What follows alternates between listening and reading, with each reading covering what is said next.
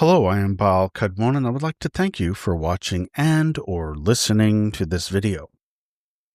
This was an unplanned video. It's not really about the occult, but it is philosophy, Western philosophy, which is my second love. Now, the reason why I am producing this video is because I saw something in one of the occult groups. I'm part of so many, I didn't even realize that I subscribed to them. I think people added me to them over the years. And I was like, wait a minute, I don't remember, subscribing to any of these. So anyway, I saw this comment, and it was from more than one person, but there was clearly one person who sort of started the whole thing, and then others sort of glommed on.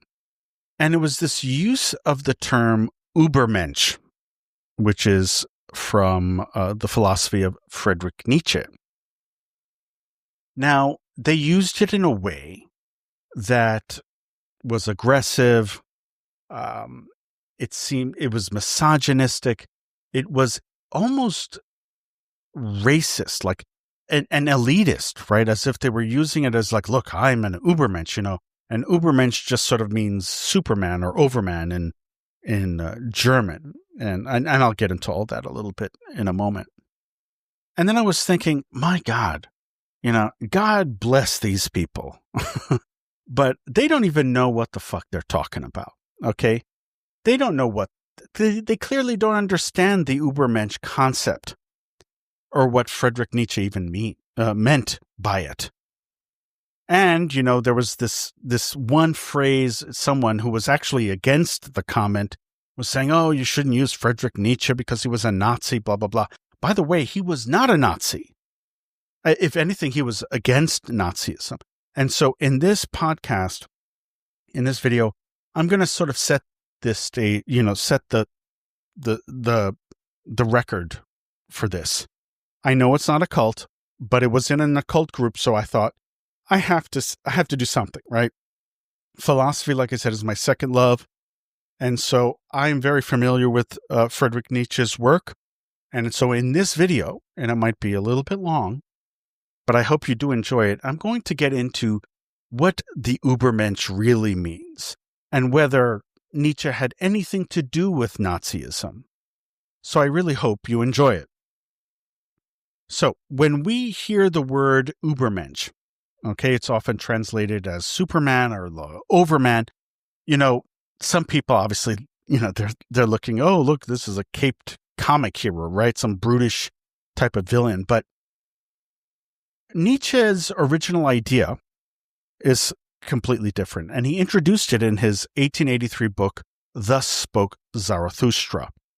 And this Übermensch was neither a superhero nor some type of master race warlord, right? It was a philosophical vision of human potential. In Thus Spoke Zarathustra, Nietzsche has this prophet-like character, Zarathustra, was proclaiming to him, I teach you the Übermensch. Man is something that shall be overcome. What have you done to overcome him? Now, the Übermensch is presented as a goal for humanity. This is an ideal type of human who rises above the current state of mankind, sort of by overcoming his or hers, or, inner limitations and creating new values in a world where the traditional values sort of lost their power. Now, to understand why he even felt the need for this concept of Übermensch, and again, I'm going to get into all of this deeper before you say, oh, no, you shouldn't be, this is Nazism. It's not. Trust me. We're going to get deeper here. So to understand why Nietzsche felt we needed the concept of the Übermensch, we have to remember his famous declaration. Remember, God is dead, which, by the way, is also used incorrectly amongst even philosophical groups. They're like, God is dead. Atheists use the term God is dead. No, he doesn't mean it in that way. this was not, in his mind, a celebratory thing. But the reason why he said it was because it was a recognition that old religious morals were losing their hold on people's lives. And so Nietzsche worried that people without some type of guiding values, especially of the religious nature, without it, society would slip into nihilism, or nihilism. I've heard it both ways, which is, of course, a kind of sort of existential despair or meaninglessness, right? So his answer was not to return to old beliefs, but inspire a new kind of human who would create meaning here on earth.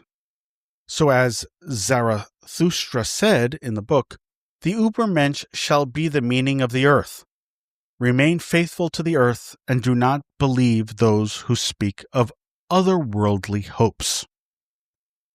Now, the Übermensch, in this case, embodies this world, right? The worldly ideals of this world. So he's grounding values in life and human spirit rather than in some heavenly realm.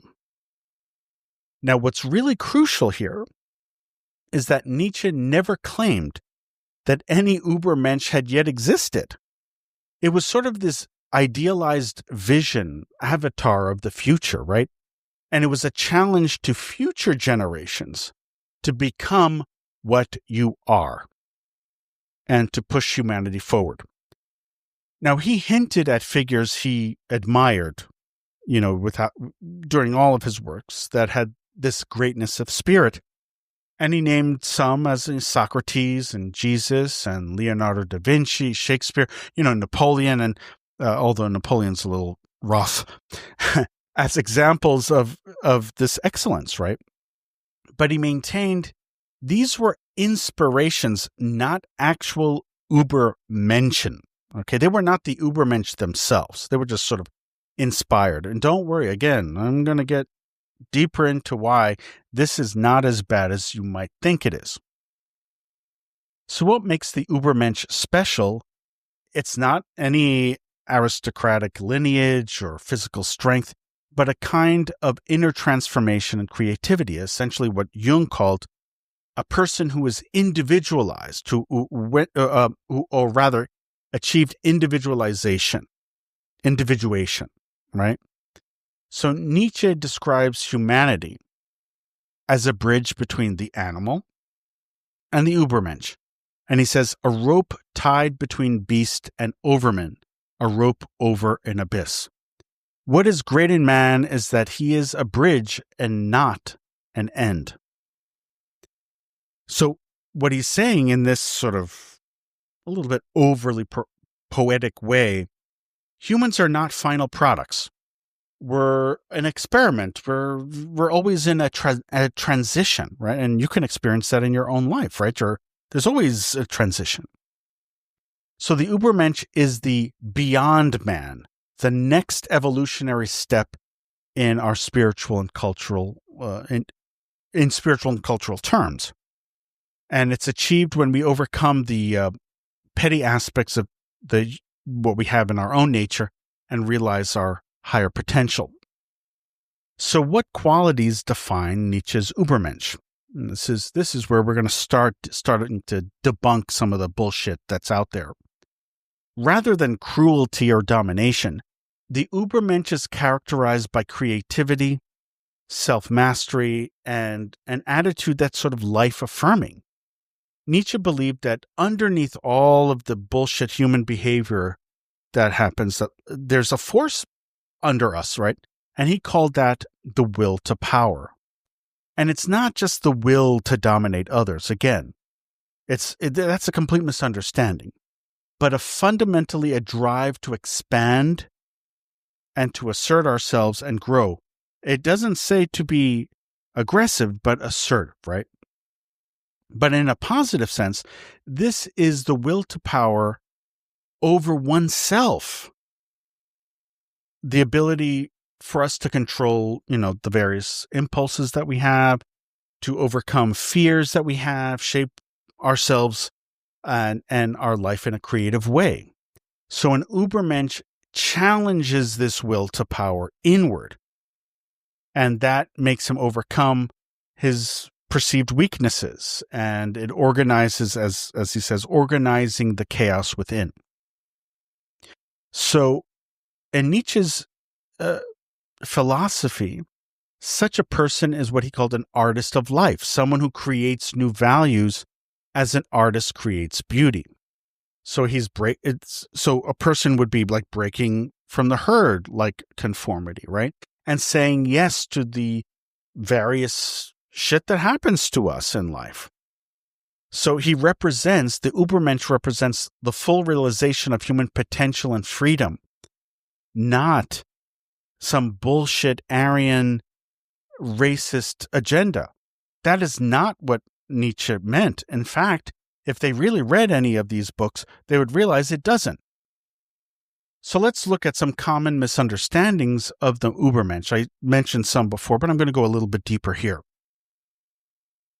Now, given Nietzsche's sort of lofty and I guess you could say his abstract vision, it's no surprise that the Übermensch is misunderstood. Okay, the term itself suffered tremendously from all of these weird, tricky translation histories, right? Early English translators rendered Übermensch as Superman, which unfortunately invites, obviously, the whole comic book comparison, right? In fact, the creators of the Superman comic originally toyed with a villain character inspired by Nietzsche's idea, which of course is sort of ridiculous. Now, but unfortunately, this pop culture association has led many people to equate Nietzsche's Übermensch with a kind of literal superhero, someone with these extraordinary powers, and essentially a caped crusader. But Nietzsche's Superman was never about leaping tall buildings or saving a metropolis, right? These were a misidentification. And this annoyed scholars very much, especially scholars such as Walter Kaufmann, who preferred the term for Übermensch Overman, specifically to avoid confusion with, Clark Kent, right? Another misconception is that Übermensch represents some type of callous egoist or a tyrant who tramples on the weak, essentially a main character in like Ayn Rand's books, right? Because Nietzsche had a very bombastic style in his talk of, and he used terms as master and slave, moralities, led some readers and critics to imagine that what he meant by Übermensch as a sort of this pitiless supervillain. And this was, of course, reinforced in literature, right? For example, Jack London dedicated 2 novels, The Sea Wolf and Martin Eden, to critiquing what he took to be Nietzsche's Übermensch idea, viewing it as a recipe for selfishness and brutality. But in reality, that is not what it is. I mean, far, far from encouraging senseless cruelty, Nietzsche speaks of the Übermensch as having a well-ordered soul. He even said the Übermensch is rather like the Roman Caesar with Christ's soul. See what I mean? So what he meant by that was that he had the boldness of a Caesar, but the empathy and creative love of a Christ. So this is an unexpected combination, right? But that is how he saw the Übermensch. So let's dispel a few more things. It is not a master race ideology. And this is probably the most damaging misunderstanding, is the idea that Übermensch refers to a biologically superior race or some racial supremacist agenda. It doesn't. This notion took hold due to later political distortions. But Nietzsche himself never talked about breeding a superior race. He did use language like higher types and lower types in humanity, but he was speaking about culture and spiritual quality, not a genetic stock. In Thus Spoke Zarathustra, the Übermensch ideal is offered to all of humanity as a goal, not a specific entity, not a specific ethnicity. And also, another misconception is that some have tried to adopt the Übermensch as a symbol of total freedom from all social constraints. But again, Nietzsche did not advocate for abolishing all laws or moral norms so individuals can just, do whatever the fuck they pleased. The Übermensch's freedom is self-discipline. It was essentially a freedom to create new values and ways of living. I mean, despite everything we know about Nietzsche, he did value order and form. He admired the capacity to rule oneself. So the Übermensch might dance on the edge of chaos, right? But he or she isn't about that mindless mayhem or dismantling society just for the fuck of it. Now, we also have to address something that a lot of people misunderstand, is that people think, oh, Nietzsche was a Nazi, right? But he was not. In fact, not only was he not a Nazi, he died before the Nazi Party even existed, really. But more importantly, Nietzsche's personal views were utterly at odds with the Nazi hateful ideology that people had tried to claim on him. He couldn't stand the bigotry and the aggressive nationalism that swept 19th century Germany. He states, Deutschland über alles. That is the end of German philosophy. He scoffed and mocked the mindless patriotism of that time, and he once even said, I will have all anti-Semites shot. Hear that again. I will have all anti-Semites shot. Now that's a pretty powerful quote, right? And it leaves no doubt that Nietzsche loathed anti-Semitism and regarded the rising racial hatred in Europe as a sickness. And he proudly called himself the last anti-political German. He prized the cosmopolitan spirit over the nationalist fervor. For example, Nietzsche praised the contribution of Jewish people to European culture and imagined a future European race enriched by Jewish talent, saying that Jews were as useful and desirable an ingredient as any other in the mix of culture. So he basically advocated the destruction of nationalism in favor of a united and cultural Europe. But unfortunately, by the 1930s, the Nazi regime was loudly proclaiming Nietzsche as one of their intellectual heroes and tossing around, the term Übermensch to glorify their notion of a master race. So the question is, and this is where people probably don't know why, or they're thinking that, he's a Nazi. This is why people think that he's a Nazi.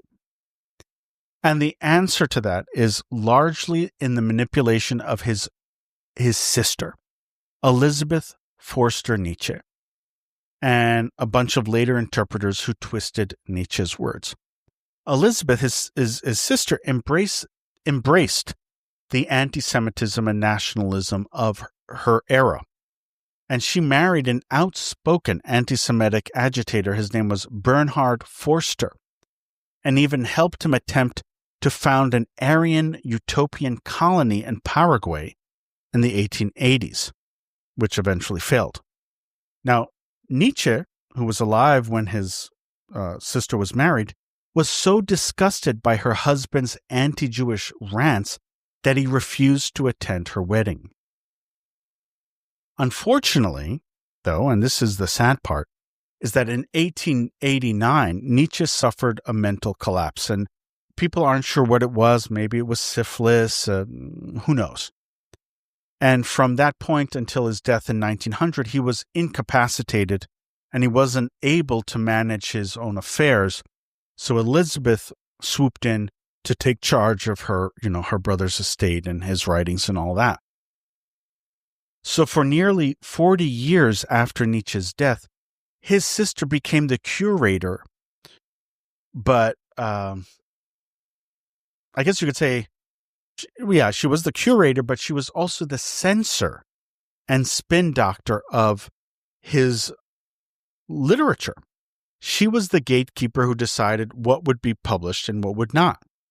And one early example of her sort of meddling with his ideas, but more specifically his autobiography, Elizabeth delayed its publication and edited out parts she didn't like, including any unflattering mentions of herself, of course, but her most, I guess you could say, what she's most infamous for was what she did to the book The Will to Power.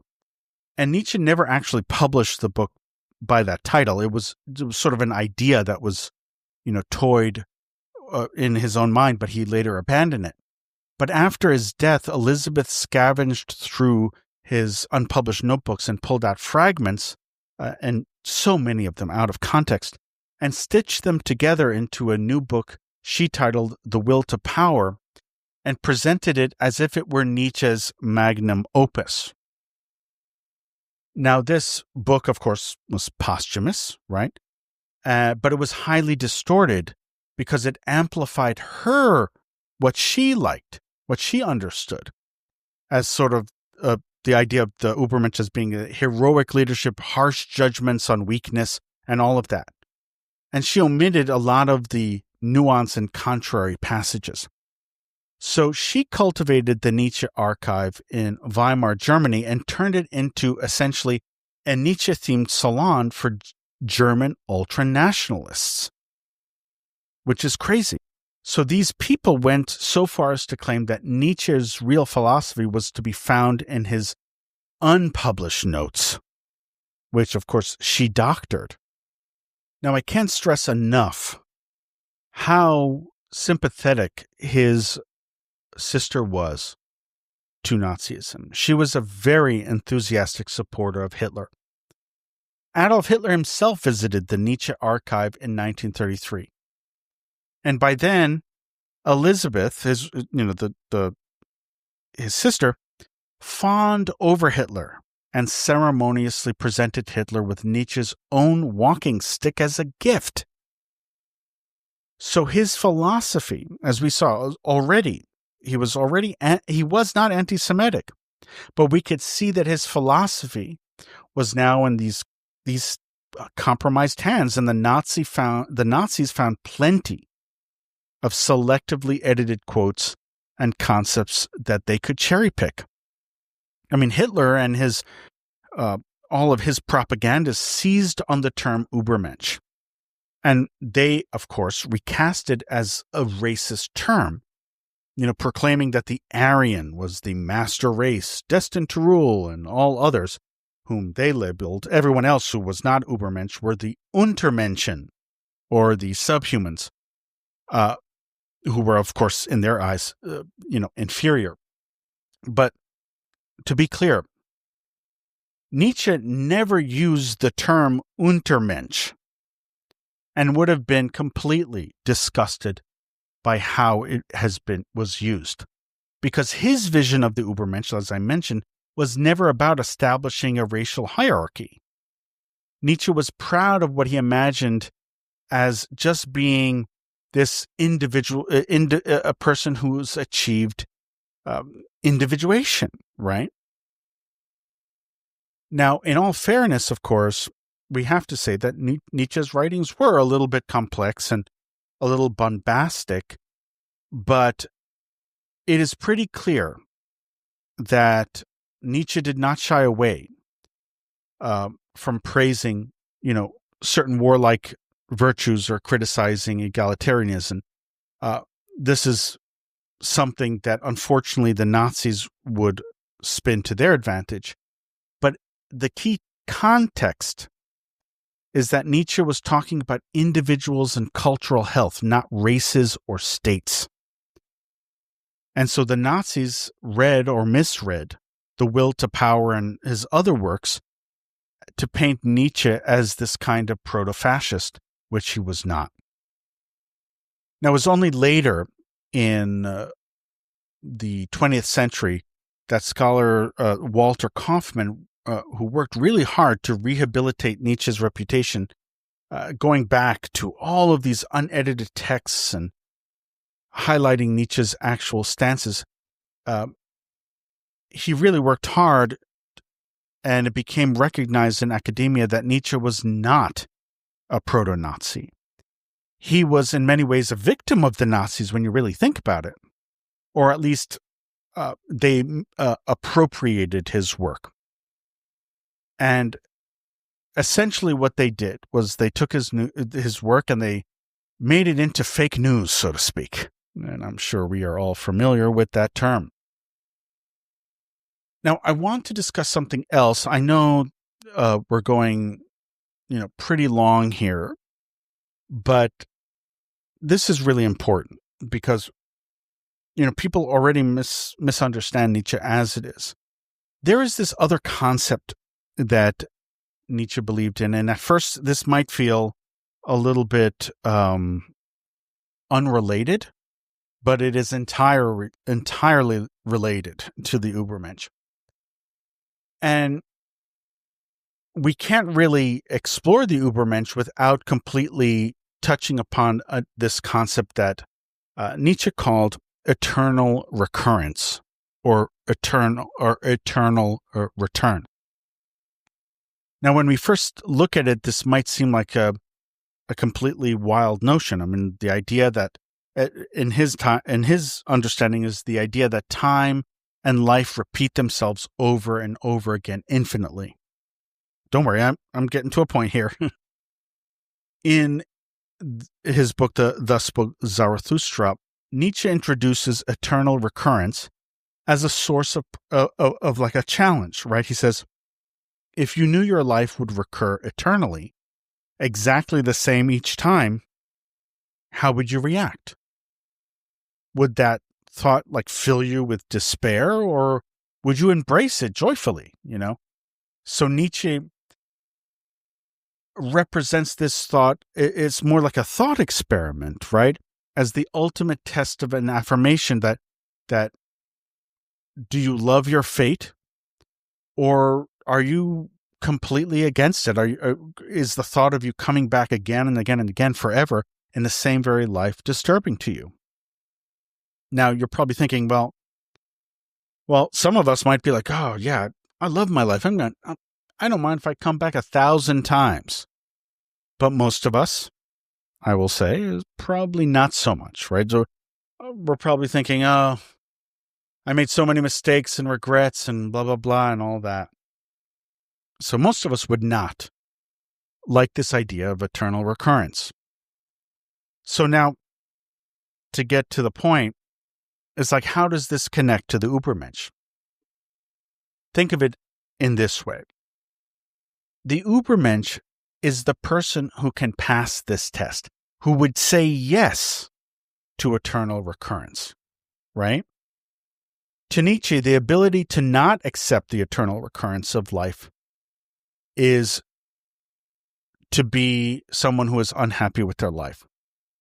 But the Übermensch is the person who says yes to all of life's experiences, the good and the bad, and wouldn't want a single moment of life to be different because they've achieved a state of complete affirmation. So in Nietzsche's philosophy, this is intertwined with this concept amor fati, which is the love of one's fate, no matter what it is. And Übermensch is what he called a yes-sayer and loves life. The Übermensch is a person that is not resentful, nothing in their life is regretted. Even suffering is seen as sort of part of, the grand eternal game of one's life, right? And this is the polar opposite of, all the life-denying attitudes that we see in philosophy, like the Christian ascetic ideals, Schopenhauer's pessimism, So the Übermensch, he craves nothing to be different. And so he will accept the concept of eternal recurrence. Now, to be clear, this is, again, a thought experiment, although some people say, oh, no, he was actually trying to create a new idea of physics, but no, this was a thought experiment. And the Übermensch is the perfect individual to pass that test of the eternal recurrence. So just to conclude this, because we're already over 30 minutes. My goodness, I'm sorry. But hopefully you found this interesting so far. But in conclusion, I would like to say that what I saw about the Übermensch and all the bullshit racial stuff and I'm superior to you is bullshit. They've never read Nietzsche clearly, and if they did, they didn't understand him. Because the Übermensch is a far cry from the distorted images that followed in his wake, And this is important. I think it's important to know, to keep this in mind, is because really why he created the concept of Übermensch was as an appeal to our own selves to live the best life that we can live. And I don't mean this in like I sort of do, I guess, in a self-help type of way, but it's a person has no regrets, lives creatively, lives in a way that harms none, benefits him or herself and others. And when faced with death and the eternal recurrence, has no regrets. And that's what he was trying to say. The Übermensch is a free spirit, right? Someone who's too big for the cramped, understandings of the prejudices that we have in this life. Because he or she would scorn the very idea of racial purity, herd conformity, and whatever the Nazis tried to chain Nietzsche to. So I guess you could say in many ways, Nietzsche himself lived sort of like a precursor to his Übermensch. He was by no means an Übermensch himself, but he had this ideal, and it is not Nazism. It is not control over other people. It is the self-individualized person. That is what it means. And when you read Nietzsche closely, you see that that's exactly what he's talking about. And when you see all of his comments against anti-Semitism, no one could say that Nietzsche was an anti-Semite. His sister, maybe. Well, not maybe, for sure. And she, moved his work around a little bit to make him seem like his ideas would condone it. But he himself, there are plenty of references, legitimate references of him saying that he abhorred anti-Semitism. He did not condone it at all. And he did not condone tyrants. He did not condone nationalism. So all of these idiot nationalists that I'm seeing all over these groups that are like, oh, the superior man. No, that is not what he meant. And the best way to know this is to read his damn books and stop reading the quotes. All these quotes taken out of context. It's all bullshit. It's just how certain Christian groups quote the Old Testament out of context. Doesn't even mean that what they're saying. And this is the same thing for Nietzsche. He's quoted in self-help. He's quoted in white Aryanism. He's quoted in all of these ways, but completely out of context. So I'm hoping that this video, as long as it is, helps you sort of understand that he was not about that. Nietzsche, Übermensch has nothing to do with any of that stuff. So anyway, that's the end of this podcast. I'm sorry it was a little bit long. I didn't expect it to run this long. I was thinking, it'll be like 20 minutes, but I'm 15 minutes over. So anyway, as you can see, philosophy is my second love. If you're interested in more philosophical videos, just let me know. Hopefully they won't be as this long, but I had to clear that up because, obviously I'm not going to mention names and who said all the bullshit, but you'll see it yourself. You'll see it yourself when you go to certain groups. But anyway, I hope you enjoyed this podcast. I will see you in the next one. That should be the one on Lilith. And then we're going to continue my demonic queens of Judaism. See you then. So mote it be.